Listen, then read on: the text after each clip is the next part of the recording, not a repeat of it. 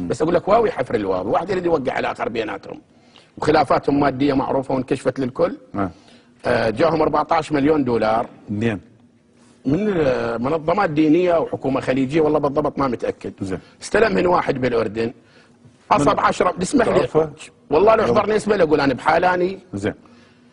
قصدي اذا تعرف واحد تقدر تقول اقوله، اذا تعرف اسم. الدعايه بس انا ما متاكد منها رسميا. أي. الدعايه اللي بالشارع تقول تشلب بهم خميس الخنجر. زين. 10 مليون دولار حاطين بجيبه، ظل مليونين. زين. انطاهن الرافع، رافع زعل ما فعل ياخذ، تخالف في احمد العلواني واحمد البزيع على باقي الفلوس. زين.